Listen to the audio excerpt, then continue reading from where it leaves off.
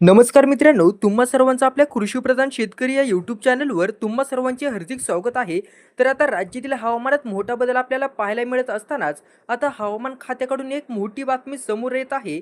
जर तुम्ही येत्या काही दिवसात घराबाहेर पडणार असाल, प्रवासाचा प्लॅन करत असाल, तर तुम्ही नक्की ही बातमी ऐका आणि शेवटपर्यंत पूर्ण बातमी जाणून घ्या.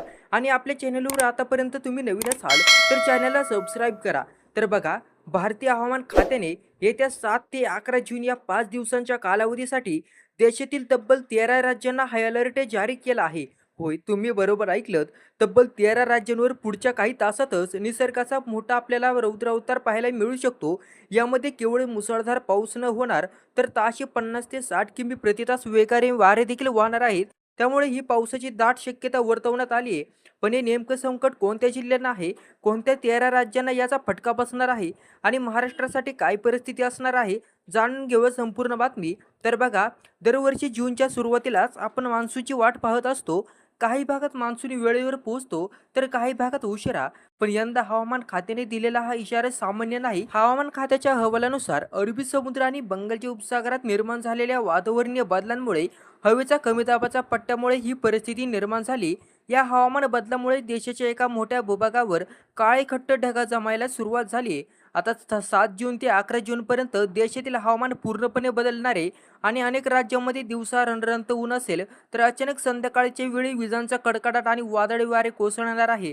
हा पाऊस इतका तीव्र असू शकतो की यामुळे सकल भागात पाणी साचणे, वाहतूक ठप्प होणे. तर आपण जाणून घेऊया कोणते ते 13 जिल्हे आहेत. तर सुरुवात करूया महाराष्ट्रापासून. आपल्या महाराष्ट्रात मान्सून पूर्व आणि मान्सूनच्या पावसाची अतिशय तीव्र गती पाहायला मिळत आहे. विशेषतः कोकण, मुंबई, पुणे आणि विदर्भातील काही जिल्ह्यांमध्ये मुसळधार पावसाचा अंदाज व्यक्त करण्यात आलाय. सोबतच केरळ आणि कर्नाटक, दक्षिण भारतात मान्सून आधीच दाखल झाला असला तरी या 5 दिवसात तेथे पावसाचा जोर दुप्पट होणार आहे. किनारपट्टीच्या भागात समुद्र खवळलेला असू शकतो. गोवामध्ये पाहिलं तर पर्यटनासाठी प्रसिद्ध असलेल्या गोव्यातही मुसळधार पाऊस आणि वादळी वाऱ्याचा इशारा देण्यात आलाय. गुजरातच्या काही भागात विशेषतः किनारपट्टीच्या भागात जोरदार वारे वाहतील आणि पाऊस देखील पडण्याची शक्यता आहे. मध्य भारतातील या दोन्ही राज्यांमध्ये विजांच्या कडकडाटासह सोबतच मध्य प्रदेश आणि छत्तीसगडमध्ये हा इशारा होता. राजस्थानसारख्या उष्ण प्रदेशातही धुळींच्या वादळासह पावसाची हजेरी आपल्याला पाहायला मिळू शकते. उत्तर प्रदेश आणि बिहार या उत्तर भागात उष्णतेची लाट असताना ओडिशा आणि पश्चिम बंगाल पूर्व किनारपट्टीवर या राज्यांमध्ये समुद्राच्या उंच लाटा उठण्याची शक्यता असून मच्छीमारांना समुद्रात जाण्याचा इशारा देण्यात आला आहे. आंध्र प्रदेश आणि तेलंगणा या राज्यांमध्ये देखील मुसळधार ते अतिमुसळधार पावसाची शक्यता वर्तवण्यात आली आहे.